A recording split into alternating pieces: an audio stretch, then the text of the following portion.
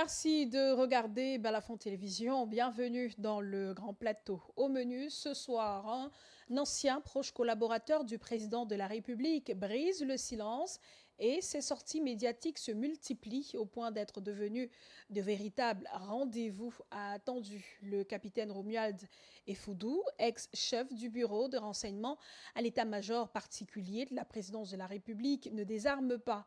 6 interventions à son actif, de lourdes accusations contre plusieurs personnalités et des révélations fracassantes sur l'état de la gouvernance au Cameroun. Depuis son exil, l'ex-officier tire à balles réelles. Sans langue de bois, il rouvre plusieurs dossiers sensibles restés en suspens, au premier rang desquels l'assassinat du journaliste Martinez Zogo, dont il affirme connaître le commanditaire. Des affaires de corruption, de mœurs, trafics humains, la guerre dans le nord-ouest et le sud-ouest, tout y passe. Mais au-delà des passions qu'elle suscite, que faut-il penser de ces sorties de l'ancien chef du renseignement? Le capitaine Effoudou est-il animé d'un patriotisme sincère porté par la volonté de sauver le Cameroun de ses dérives, ou s'agit-il plus simplement d'un règlement de compte dans une affaire, dans une guerre de l'ombre où tous les coups semblent permis? Nous tenterons de comprendre avec notre invité, Éric Pépin-Bicaye, analyste politique, sera avec nous en seconde partie du Grand Plateau. Pour l'heure, place au journal.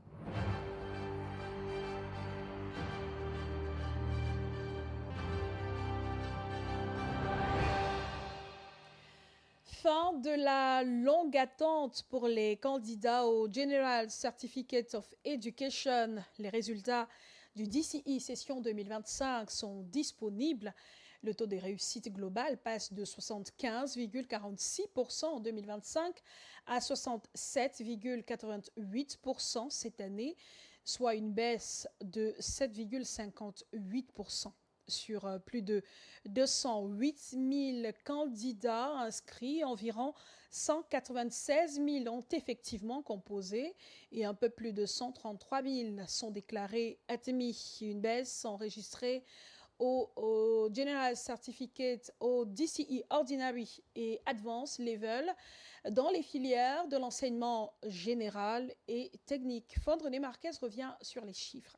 According to the General Certificate of Education GC Board, statistics show an overall drop of 7.58% in candidate performance, falling from 75.46% in 2024 to 67.88% in 2026. According to detailed results released by the Transitional Management Team of the GC Board, 208,741 candidates registered for all examinations organized by the board. 196,579 sat for the exams and 133,429 were declared successful, representing a pass rate of 67.88%. At the GC ordinary level, 98,040 candidates registered, 88,053 sat for the exams, and 65,539 passed, representing a success rate of 74.43%. At the GC advanced level, 70,739 candidates registered, 69,940 sat for the exams, and 43,203 passed, representing a 61.28% success rate. At the Technical and Vocational Education TV intermediate level, 29,054 registered, 27,775 sat for the exams, and 16,804 passed, representing a success rate of 60.50%. For the TV advanced level, 10,908 students registered, 10,804 sat for the exams, while 7,875 passed, representing a success rate of 72.89%. Les résultats d'ores et déjà disponibles. Les parents peuvent déjà envisager une suite pour leurs enfants. Parlons de suite, justement, la rentrée des classes pour le compte de l'année scolaire 2026-2027. C'est dans 16 jours pour les enfants atteints de trisomie 21. Retrouver les bancs de l'école est aussi en combat. Crise douloureuse, hospitalisation répétée, absence en classe et dépenses médicales pèsent sur leur parcours scolaire et sur leur famille. À l'approche de cette nouvelle rentrée, parents et enfants tentent de s'organiser pour reprendre le chemin de l'école malgré les difficultés. On voit tout cela dans ce reportage de Sébastien Oyébé et Julien Mapungé. Pour ces enfants, la rentrée scolaire ne se prépare jamais comme les autres. Derrière les cahiers, les fournitures, il faut aussi anticiper les crises, les traitements et les passages à l'hôpital. Nous faisons des crises récurrentes et répétées et nous sommes exposés à des infections graves de tout genre. À la maladie s'ajoute une autre difficulté, l'école. Les absences répétées perturbent les apprentissages et peuvent parfois compromettre la scolarité. Pour les parents, le défi est également financier. Il faut payer les frais de scolarité, acheter les fournitures, mais surtout garder une réserve pour faire face à une crise qui peut survenir à tout moment. On doit toujours avoir une cagnotte de réserve.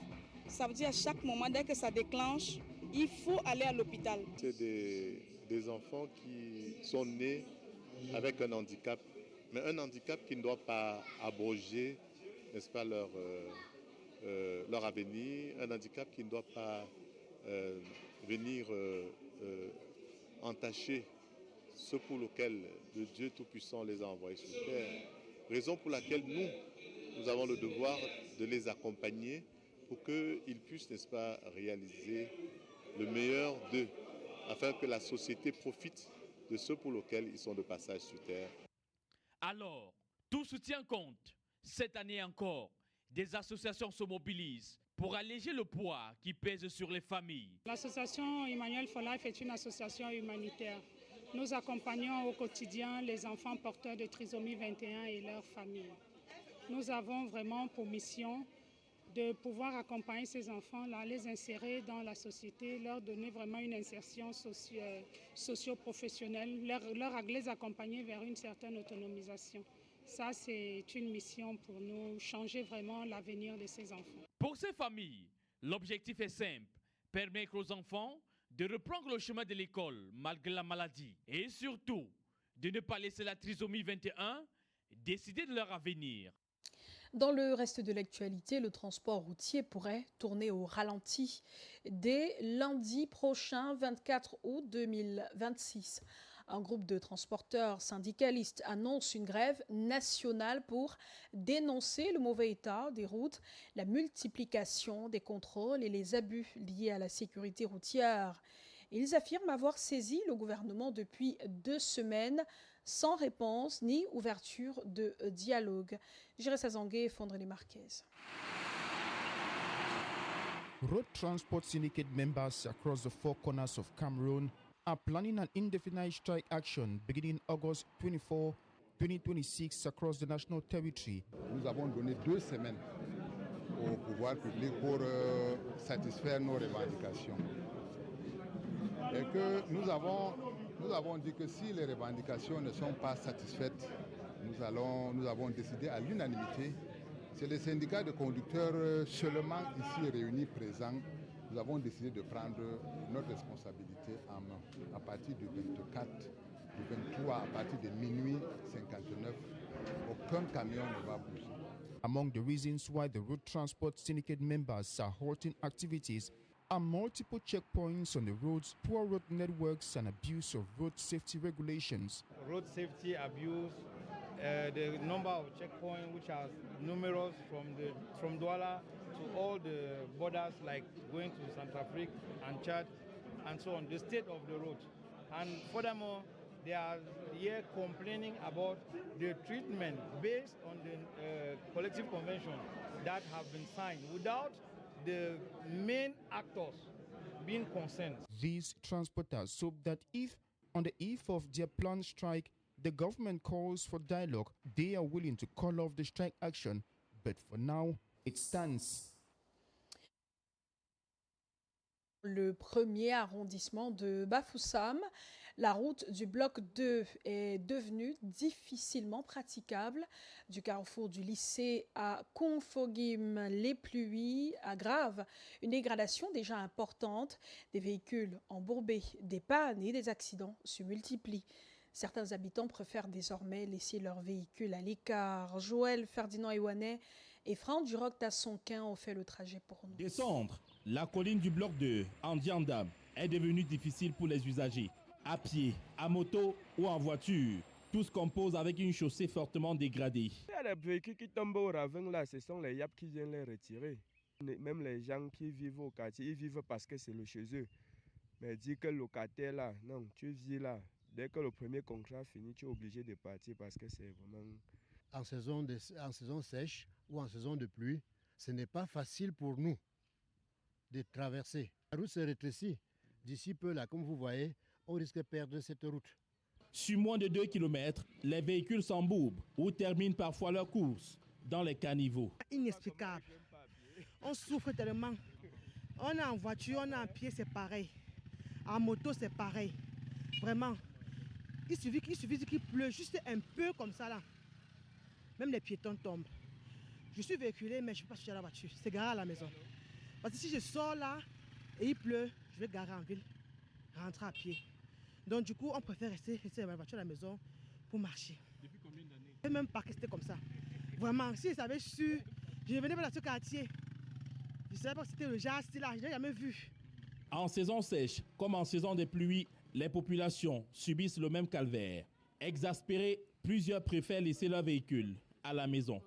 La commune de Bafoussam 1er reconnaît la gravité de la situation. Le maire Nian Cyril indique que des démarches sont en cours pour trouver des financements. Le quartier d'Ndiandam, il se plaint, oui, c'est vrai. Nous n'avons pas assez de moyens. La commune ne dispose pas assez de moyens. Et je tiens à faire le langage de la vérité avec les populations de Bafoussam 1er. On a déjà tous les défis, on cherche les financements. Et en cette période de grande pluie, je voudrais supplier les populations. Je ne peux pas tenter de mettre la terre sur une route. Si je mets la terre sur une route, ce serait très grave. Ce serait plus grave que maintenant.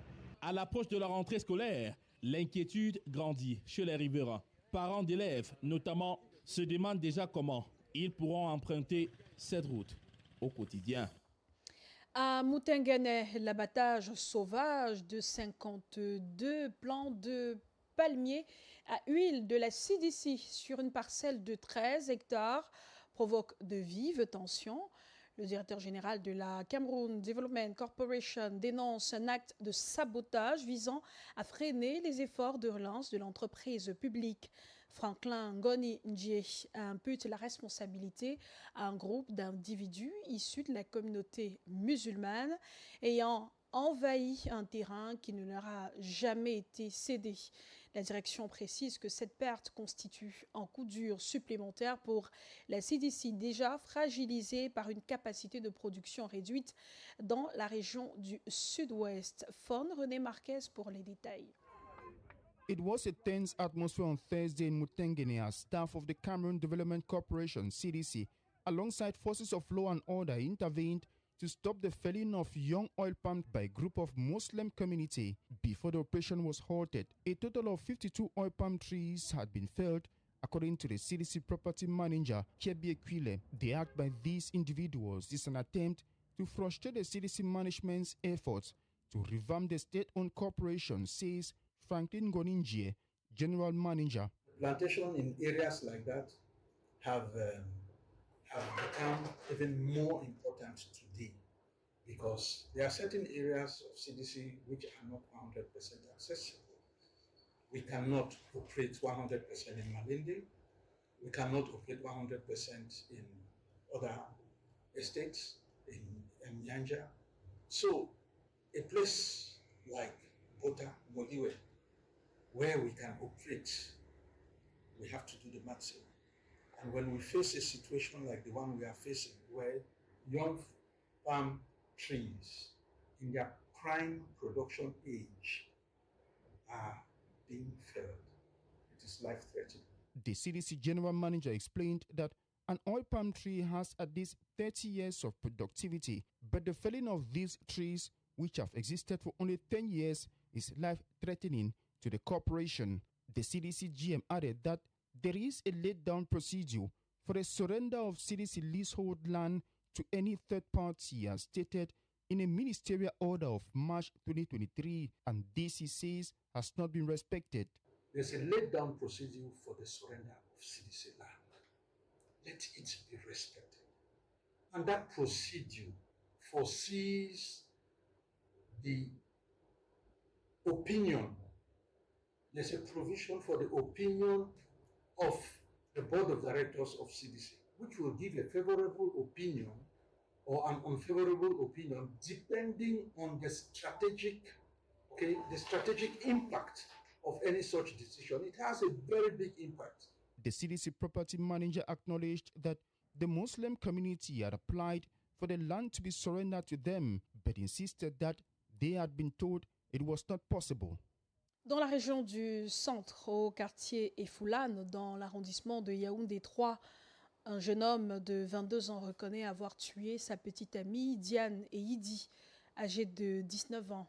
La soupçonnant d'infidélité, le suspect affirme être passé à l'acte après avoir appris qu'elle était enceinte. Il évoque également une dette de 50 000 francs CFA qu'il devait à cette dernière et qu'il ne voulait pas rembourser. Selon ses déclarations, lors de la reconstitution des faits jeudi, le meurtre aurait été commis le 9 août 2026 et le corps de la victime enterré 2 jours plus tard dans une fosse peu profonde derrière le domicile du suspect.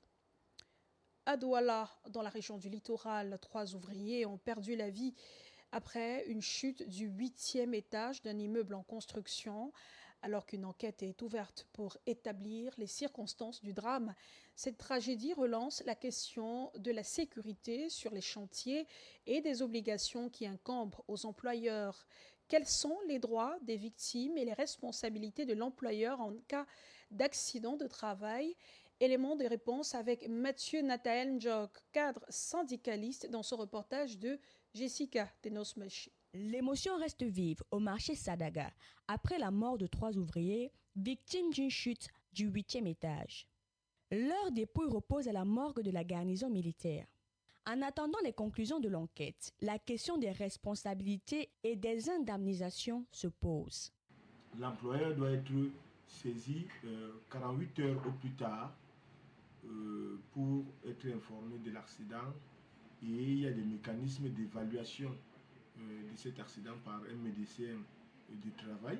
Dès cet instant, la responsabilité revient à l'employeur pour prendre en charge le travailleur qui est accidenté.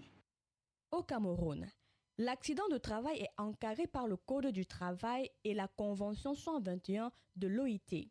En cas d'accident grave ou mortel, l'employeur peut être tenu de réparer le préjudice. La CNPS ou l'assureur intervient lorsque le travailleur est couvert.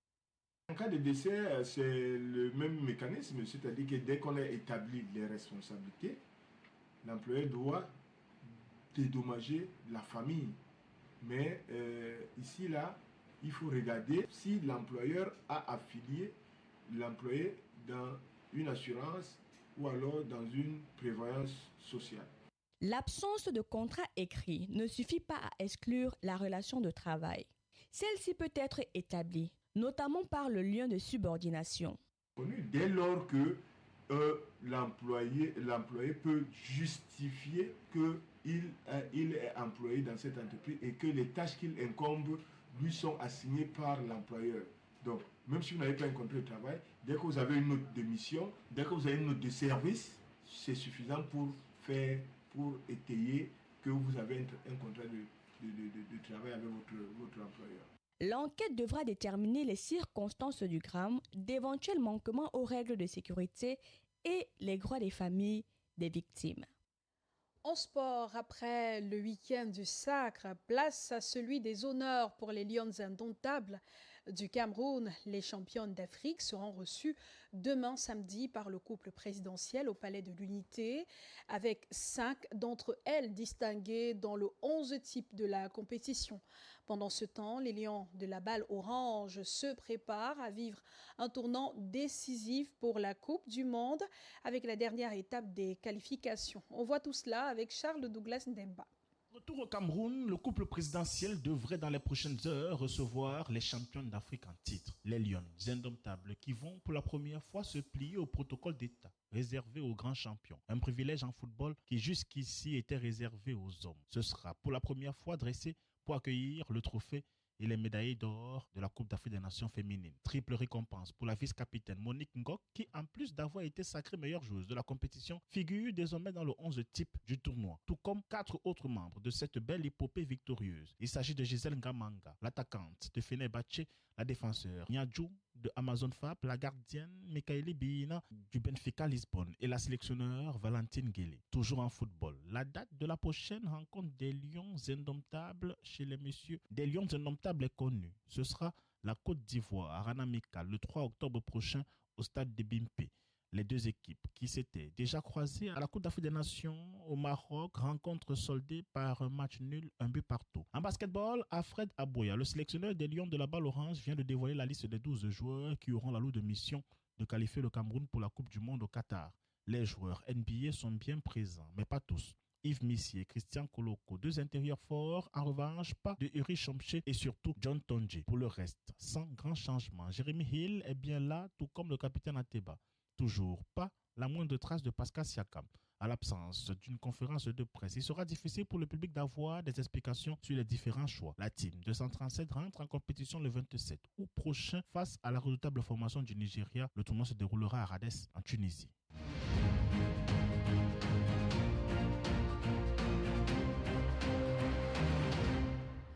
Bienvenue dans la seconde partie du Grand Plateau. Révélation du capitaine de gendarmerie et Foudou. Ces dénonciations font la une des médias et des réseaux sociaux. Cet officier d'armée en exil en France accuse des hautes personnalités de la République d'être à l'origine de nombreux scandales et autres scabreuses affaires qui défraient la chronique, notamment dans la guerre de succession pour le contrôle du pouvoir au sommet de l'État. Pourquoi c'est maintenant que le capitaine Effoudou brise le silence et quelles sont les motivations profondes de ces sorties depuis 3 semaines? La lecture de Jean-Paul Chouniat. Pourquoi vous mentez aux Camerounais? Pourquoi vous mentez au tribunal militaire? Viral sur les réseaux sociaux, les sorties du capitaine Effoudou sont devenues de véritables rendez-vous de révélations fracassantes sur des hautes personnalités de la République. Les dénonciations de cet ancien officier de la gendarmerie camerounaise sur les frasques et agissements des hauts commis de l'État font froid au dos.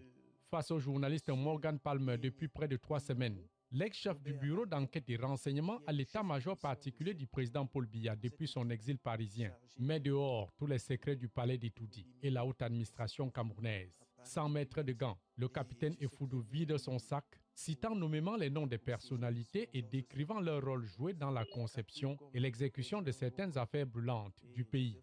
Dans l'affaire du journaliste Martinez Zogo, pendante au tribunal militaire depuis 3 ans, avec audition de 34 témoins sans suite jusqu'ici, le capitaine Effoudou Aoussi Kenneth, sans sourciller des yeux, accuse le ministre d'État secrétaire général à la présidence d'être au contrôle d'un système criminel et d'avoir fomenté une tentative de renversement du pouvoir de l'homme du 6 novembre 82. De même, il désigne Ferdinand Gongo d'être le commanditaire du crime Martinez Zogo, activement recherché depuis 3 ans par les magistrats du tribunal militaire. Au fil de ces sorties, d'autres noms sont cités dans d'autres scandales. L'amiral Fouda Joseph, conseiller spécial de Paul Biya, le colonel d'armée de l'air à la retraite Didier Badjek, pour ne citer que cela. Des révélations en révélation, cet ex-capitaine de gendarmerie promet d'en faire d'autres en citant les personnalités concernées. Au-delà du choc émotionnel de certains et l'extase d'autres face à cette dénonciation tonitruante, des observateurs avertis interrogent les réelles motivations du capitaine Effoudou, hier taiseux par obligation de réserve, mais brisant l'omerta aujourd'hui pour tout verser sur la place publique. Et pourquoi c'est maintenant, après 3 ans de silence, dans son exil français? L'officier déchu du corps de la gendarmerie est-il au service d'un clan dans la guerre de succession qui fait rage pour le contrôle du pouvoir au sommet de l'État? Le capitaine Effoudou agit-il par soif de vengeance, de régler de vieux comptes personnels à ses présumés bourreaux qui l'ont radié le 13 mars 2024 de l'armée camerounaise au prétexte de désertion en temps de paix? Ou alors agit-il par dépit d'un réel patriote choqué et outré par le système de gouvernance des affaires de la nation? Déjà à l'entame de ses sorties en juillet dernier, le capitaine Effoudou révélait avoir fui le Cameroun pour sauver sa tête mise à prix pour sa loyauté et fidélité au chef de l'État Paul Biya. Et même le capitaine Effoudou, et pourquoi ces sorties interviennent maintenant? On tentera de répondre à cette question avec notre invité. Éric Pépin-Bicaye, analyste politique, est avec nous. Bonsoir, bienvenue. Bonsoir Claude, bonsoir l'ensemble de nos téléspectateurs. Ces sorties, à date, ça fait 6 sorties déjà du capitaine Effoudou. Ces sorties qui sont devenues de véritables rendez-vous. Le capitaine Effoudou est-il la nouvelle star des réseaux sociaux et pourquoi, selon vous? Nouvelle star, non. Je pense qu'il faut interroger le contexte, le prétexte. Le contexte de la sortie de cet officier de la supérieur de la gendarmerie arrive dans un contexte, je dirais, d'un grand débat sur une problématique qui est revenue au devant de la scène, celle du trafic illicite de l'or au Cameroun. Vous voyez que ce débat a alimenté la presse pendant peut-être 1 mois ou 2 mois. Mais une fois que le capitaine Effoudou est sorti, on a eu comme l'impression que l'opinion publique, nationale, notamment la presse, que ce soit cybernétique ou bien la presse classique, n'en parle plus. Et a orienté son regard sur ces déclarations aussi croustillantes. Mais en réalité, pour la quasi-totalité des citoyens, ces déclarations et ces sorties ne surprennent pas. Puisqu'en réalité, c'est une recension d'un certain nombre de faits pour les citoyens qui vivent de manière continue au Cameroun. Ne peuvent pas être aussi surpris de ce que déclare le capitaine Effoudou.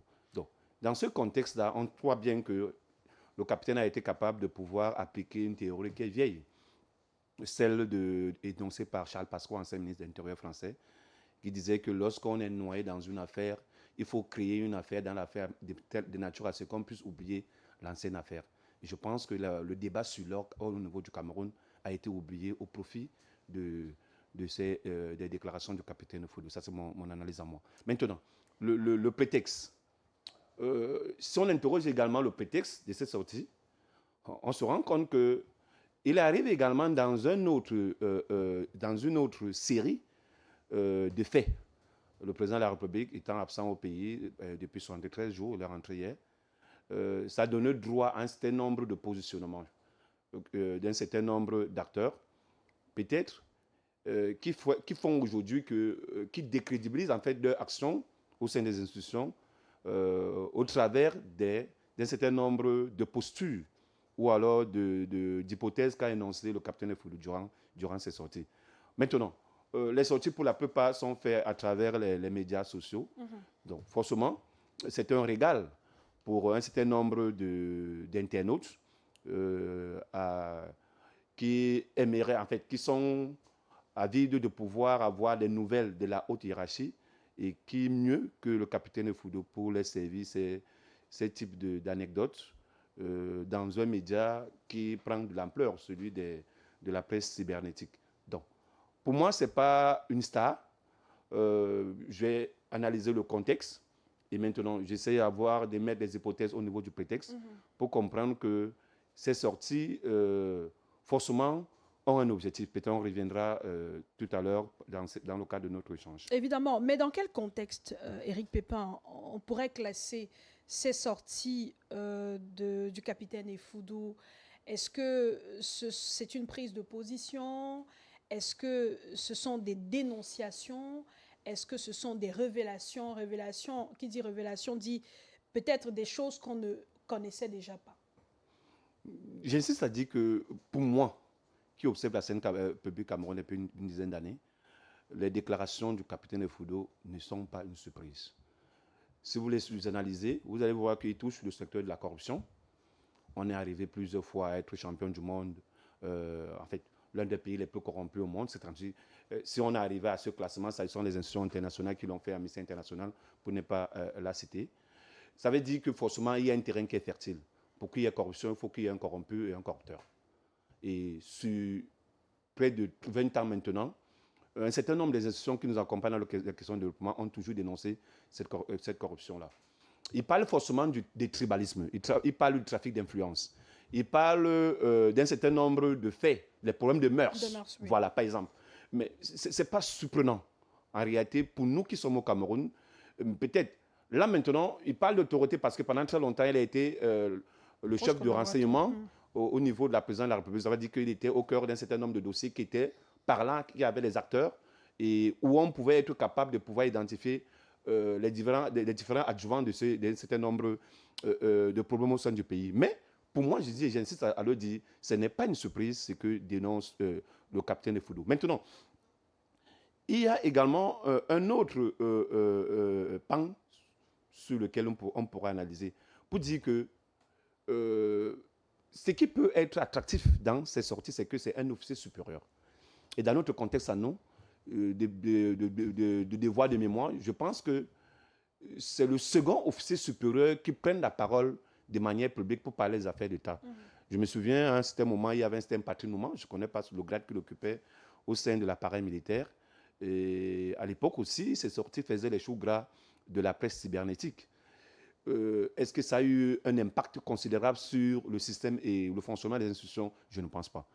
C'est le second, comme je le disais, officier supérieur qui prennent cette posture-là. Est-ce que ces sorties peuvent avoir un impact sur le fonctionnement du système?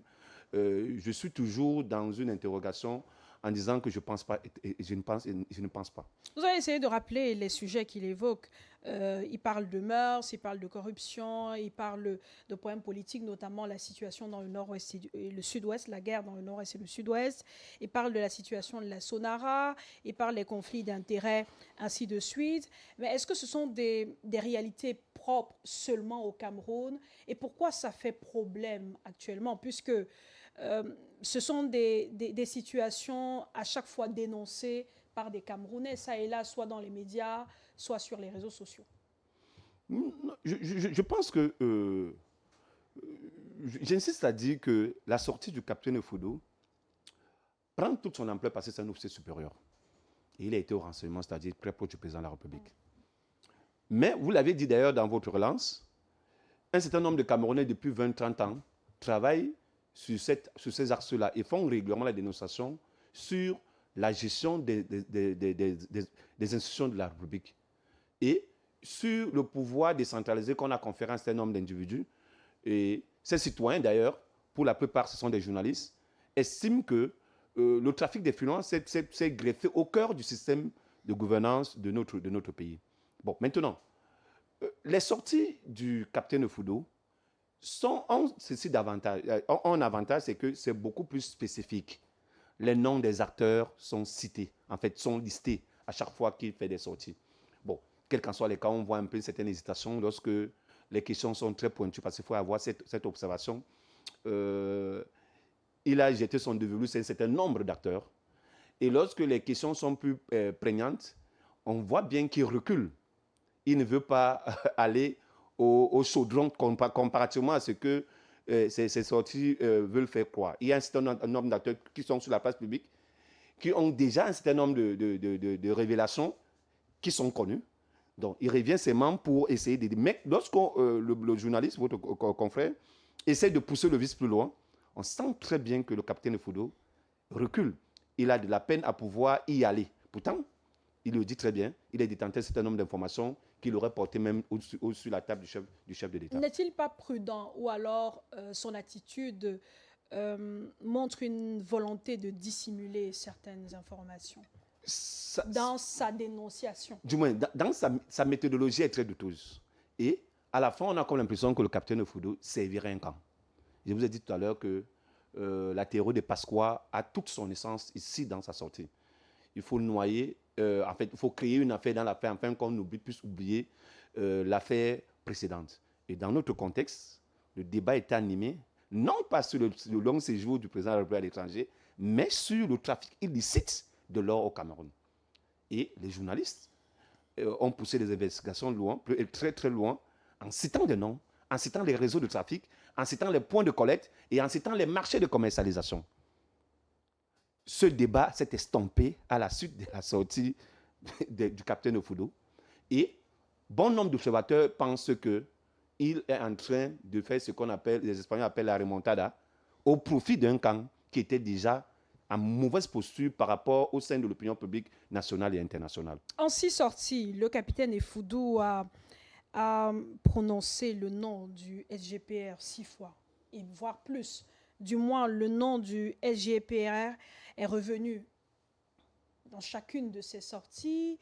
Est-ce qu'on peut y voir une fixation ou un règlement de compte? Du moment où vous restez ferme sur votre position, il s'agit clairement d'une stratégie bien préparée visant à nous faire changer de sujet, changer de priorité. Ça, c'est le premier objectif et il a été atteint. Le second objectif, c'est que le SGPR est secrétaire général de la présidence de la République, ministre d'État, et il est dépositaire de la délégation permanente de signature depuis 2019. C'est un homme clé du système BIA. À la limite, c'est un ouvrier de premier ordre dans la prise de décision d'un certain nombre de décisions. Le capitaine Effoudou a servi aux côtés du SGPR en tant que chef de bureau de renseignement de la présidence de la République, donc certainement sous ses ordres. Et il a été déchu, en fait, il a été radié des effectifs de l'armée camerounaise. Ça s'est passé en mai 2024, donc tout récemment. Seul le président de la République a l'amabilité de pouvoir radier un officier supérieur. Encore plus, il faudrait que le dossier disciplinaire lui soit porté sur sa table. Et dans ce contexte, c'est le SGPR qui aurait porté le dossier disciplinaire sur la table du président de la République pour signature. En fait, à moins que je ne sois pas trop dans les procédures administratives, mais je sais qu'en l'espèce, le président de la République, on lui fait parvenir un certain nombre de dossiers. Donc, j'estime que le capitaine Effoudou est conscient du fait que c'est le SGPR qui aurait porté le dossier, son dossier disciplinaire sur la table du président et qui a valu sa radiation des effectifs de l'armée. Donc, pour moi, c'est un homme blessé et un homme blessé qui cherche sa cible en peine de régler ses comptes. Et la cible est toute trouvée, c'est le SGPR. Donc, ses sorties, ses déclarations contre lui, pour moi, ce n'est pas une surprise. Il faudrait forcément qu'il essaye de se venger de ce qui lui a été fait, c'est-à-dire le fait qu'il ait été radié des effectifs de l'armée camerounaise et de la gendarmerie nationale. Bon, maintenant, est-ce que tout ce qu'il fait comme déclaration par rapport au SGPR, c'est vrai, c'est fondé? Quel qu'en soit le cas, tous sont les serviteurs d'un homme qu'on appelle le président de la République, M. Paul Biya. Et comme le disent un certain nombre de communicants de ce parti-là, il a encore la justesse nécessaire pour pouvoir juger du bon grain de livret autour de lui. Sa proximité avec le chef de l'État, du moins sa proximité d'antan avec le chef de l'État, selon certains, crédibilise son discours parce que c'est un homme qui a travaillé au renseignement, qui connaît qui a beaucoup d'informations. D'ailleurs, son carnet est devenu très célèbre, tout comme ses sorties. Mais il a été proche du président de la République. Il a travaillé avec le secrétaire général de la présidence de la République. Dans ses sorties, il montre clairement qu'il a une cible, qu'il a des cibles. Est-ce qu'une attitude comme celle-là ne décrédibilise pas son discours et même sa démarche? De toutes les manières, c'est un militaire. Et le militaire est un homme de terrain, est un homme de guerre. Et dans la guerre, il faut avoir une cible. Je vous ai dit tout à l'heure que si vous écoutez très bien le discours du professeur, du capitaine Effoudou, à la limite, il y a un peu d'incohérence. Bon, cette incohérence dénote du fait qu'on sent bien qu'il ne s'est pas préparé à ce type de communication. Ou alors, il n'a pas mesuré le succès de sa communication. Sa communication est partisane. Elle cible un certain nombre de collaborateurs, non pas à l'intérieur des structures déconcentrées, mais à l'intérieur de la structure centrale de la présidence de la République. Et, vu le contexte dans lequel le capitaine Effoudou a fait ses sorties, on comprend clairement que il est comme le soldat Ryan, qu'il faut impérativement sauver au sein de l'appareil étatique et au sein des collaborateurs du président de la République. Et il est en train de faire son boulot. Ce boulot-là se ressent et ça dénote un peu du fait, tout ce qu'on dit là, que la bataille pour la succession à la tête de l'État est lancée. Et cette bataille se déroule au sein des collaborateurs du président de la République, où chacun est en train de vouloir faire constituer des camps, pour ne pas dire des gangs, afin d'avoir un maximum d'aura au sein de l'opinion. Donc, jusqu'à présent, dans les sorties du capitaine Effoudou, je ne vois pas une sortie de nature à faire de lui un patriote. Je vois plutôt des sorties de nature à crédibiliser la thèse des règlements de compte pour ceux qui auraient pu lui faire la peau. Vous avez vu les sorties du colonel Badiek. Si vous écoutez très bien, il le dit clairement. Il est la cible d'une cabale désormais, forcément à laquelle lui, il ne se serait pas attendu à être impliqué à l'intérieur. Mais son nom revient et pas de si bonne manière. Il a fait plusieurs sorties pour tenter un peu de décrédibiliser les sorties du capitaine Effudu. Mais c'est la parole du capitaine Effudu contre celle du colonel Badiek ou bien contre le silence de la quasi-totalité des responsables de la République et contre qui sont énumérés. Voilà. Et contre la parole de la dame qui l'accuse, voilà. Puisqu'elle-même aussi multiplie les sorties sur les réseaux sociaux. Est-ce que le capitaine Effudu dit tout? Quels sont les non-dits de ces sorties? Je ne saurais pas pousser mon analyse jusqu'à ce niveau. Mais je sais, pour l'avoir écouté plus d'une fois, que le capitaine Effudu ne veut pas tout dire. Il a des réserves, certainement, et il a choisi son camp et sa cible. Parce qu'en réalité, il est dépositaire d'un niveau d'information que s'il voulait tout déballer, je pense que ça aurait ébranlé toute la République. J'ai lu la sortie dans les médias d'une dame, que je ne connais pas d'ailleurs, le professeur Mandop. Je pense qu'elle a été déchue de son titre de son PhD à l'université de Yaoundé 1. Dans les sorties du capitaine Effudu, je pense qu'il évoque ce problème qu'elle a eu avec le recteur de cette université, le professeur Soso. Donc, vu cet angle-là, je pense que si le capitaine Effudu veut vraiment parler, tout le corps, un certain nombre d'acteurs de la République seraient ébranlés. Il ne s'apaisantirait forcément pas sur le cas du SGPR ou bien du contre-amiral Fouda, dont les noms reviennent abondamment dans sa littérature communicationnelle. Justement, il y a des noms qui reviennent abondamment. Le nom du colonel Badiek est revenu, il a très vite réagi, il multiplie d'ailleurs les sorties, mais les autres qui ont été cités par le capitaine Effudu n'ont rien dit jusqu'ici, n'ont pas fait de communication, pas de sortie. Si ce n'est peut-être, selon certains, à travers des lanceurs d'alerte et des influenceurs sur les réseaux sociaux. Comment on peut analyser ce silence face à des accusations aussi graves? Je pense que le silence dans ce contexte est aussi une forme de communication. Parce que les noms des personnalités citées, s'ils se mettent sur la place publique pour pouvoir apporter des réponses au capitaine Effudu, ça forcément légitimerait les hypothèses qu'il émet dans ses communications. Je pense que cette posture aussi est une posture républicaine compte tenu de leur haut degré d'information et de responsabilité. Ils ne sauraient se rabaisser à la communication d'un officier supérieur déchu. Maintenant, est-ce que c'est que le capitaine dit est fondé ou pas fondé? La réaction de ces personnalités citées forcément ne crédibiliserait pas, en fait, ne permettrait forcément pas de pouvoir infirmer ou infirmer ces dires. Je pense qu'ils sont dans une bonne posture et que peut-être la sortie du colonel Badiek que nous regrettons d'abord s'est précipitée. Il aurait également essayé de suivre le train de la communication de ceux qui ont été cités et puis de garder le silence. Je pense que dans ce contexte, le silence peut être le meilleur ami ou bien la meilleure réponse qu'on puisse apporter en attendant fortement que le principal collaborateur, en fait, le principal employeur de toutes ces personnalités peut-être se penche sur la question afin de chercher la vérité en ordonnant un certain nombre d'enquêtes. Mais pour le moment, ça n'a pas été fait. Ça reste une littérature communicationnelle d'un officier supérieur qui a été déchu de l'armée camerounaise.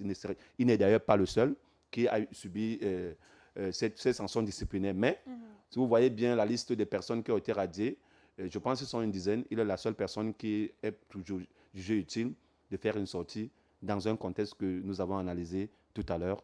Et ce contexte, pour moi, décrédibilise pleinement toute la communication, la littérature communicationnelle du capitaine Effudu. Parce que pour moi, cette communication sert un camp. Dès sa première prise de parole, le capitaine Effudu a justifié son départ du Cameroun en disant qu'il voulait préserver sa vie qui était en danger, parce que sa tête avait été mise à prix par un commanditaire, le secrétaire général de la présidence de la République, ça reste ses propos. Le capitaine Effoudou multiplie les sorties, les accusations, les révélations. Qu'elles soient fondées ou pas aujourd'hui, n'est-il pas en train de mettre davantage sa vie en danger, une vie qu'il semblait vouloir préserver en partant du Cameroun? Je pense que le capitaine Effoudou a été radié à 2 ans de l'armée camerounaise. Je ne sais pas à quel moment il s'est installé en France et quelles sont les conditionnalités de son installation. Est-ce qu'il a pu avoir l'asile politique? Est-ce qu'il est protégé par les institutions internationales de droits de l'homme? La France étant un pays partenaire au Cameroun, où il existe des accords de partenariat, notamment dans le cadre de la justice. Est-ce qu'il mettrait sa vie en danger en essayant de communiquer? Je ne saurais pas le dire. Mais je pense quand même que s'il a pu sortir du pays, ça veut dire qu'il bénéficie, ou alors il a bénéficié d'un certain nombre d'accompagnement de la part d'un certain nombre d'autorités. D'ailleurs, quand vous suivez la communication du colonel Badek, il cite des noms et puis la mécanique mise en place pour permettre au capitaine Effoudou et un certain nombre de personnes qui étaient impliquées dans un certain nombre de scandales de sortie du pays. Je pense qu'il assume pleinement sa posture aussi. Il est extrêmement jeune, je pense 35 ans, capitaine, officier supérieur de la gendarmerie nationale, ayant occupé un certain nombre de postes au niveau du pays. Et il prend sur lui la responsabilité de faire une communication de cette envergure. Est-ce que cela pourrait forcément mettre sa vie en danger? Je ne peux pas répondre par une affirmation concrète. Mais je pense qu'en termes d'homme mature, il mesure les conséquences de ses sorties. Et puis, si forcément il avait essayé de mettre le concept de danger à l'intérieur de ses sorties, je pense qu'il ne communiquerait pas. Et il ne faut pas oublier que il y a un vieux Buscard aussi qui lui donne la parole, Morgan Palmer, qu'on ne présente plus. C'est un journaliste bien connu de la presse publique et puis qui s'est essayé dans la politique. Connaissant un peu le profil de l'homme, je pense que lui aussi, il se vengerait d'un certain nombre de services que la nation forcément ne lui a pas reconnu. Donc, moi, je suis toujours sur le timing et puis les acteurs de cette communication-là. Morgan Palmer, capitaine Effoudou, dans une communication de dénonciation au sommet de l'État, ça fait un peu tiquer. Il y a un peu quelque chose qui n'est pas sérieux dans cette construction-là. Bon, maintenant, j'ai suivi la sortie du colonel Badek demandant à ce qu'il faudrait que le capitaine vienne répondre de ses actes au niveau du pays, de la justice du pays. Je ne sais pas à quel niveau la pression peut être mise, mais je pense quand même que ce garçon a pris toutes les précautions nécessaires pour pouvoir continuer à avoir la vie sauve à travers ses communications. Parlons de timing. Le capitaine Effoudou s'est prononcé sur une affaire pendante devant la justice, celle de l'assassinat du journaliste Martinez Zogo. Il a clairement désigné celui qu'il pense être le commanditaire, le secrétaire général de la présidence de la République. L'affaire Martinez Zogo se poursuit. Le 34e témoin qui a été entendu dernièrement, a été interrogé justement sur un aspect de la sortie du capitaine Effoudou où il évoque justement des irrégularités au niveau de la procédure. Y aurait-il une intention, en évoquant cette affaire-là, de changer le cours du procès de Martinez Zogo, qui, selon les avocats, tant de la partie civile qu'autres, se plaignent du fait que le procès traîne, n'avance pas normalement? En fait, moi, personnellement, sur l'affaire de l'assassinat de Martinez Zogo, je trouve que ce procès a pris une autre tournure, je veux dire, celle politique. Et un certain nombre d'éléments nous permettent de dire que peut-être on n'arriverait pas à trouver une solution, en fait, un verdict définitif à ce procès, étant donné que la famille n'a pas encore fait le deuil, parce que moi, personnellement, j'aurais voulu qu'on laisse la famille faire le deuil, au moins que Martinez soit conduit à sa dernière demeure, selon les us et coutumes de sa tradition, et que le procès puisse se poursuivre par la suite. Mais là, nous sommes déjà à plus de 3 années après sa mort. On remue toujours la plaie. Je pense que les personnes qui souffrent le plus de ce procès-là, c'est sa famille. Et en tant qu'être humain, doté d'humanisme, au-delà du verdict qui sortirait de ce procès, il est idéal et idoine, impératif que la famille puisse faire d'abord son deuil. Par la suite, les autorités seront libres de pouvoir donner le verdict ou pas. Mais quel qu'en soit le cas, quel qu'en soit le verdict, quel qu'en soit ce qui sortira de ce procès, il y a une chose qui serait évidente, c'est que Martinez Zogo ne vivra plus dans ce pays. Bon, maintenant, le procès a pris, quel qu'en soit le cas, compte tenu d'un certain nombre d'acteurs qui sont impliqués dans ce procès, des personnalités qui sont impliquées dans ce procès, a pris une tournure politique.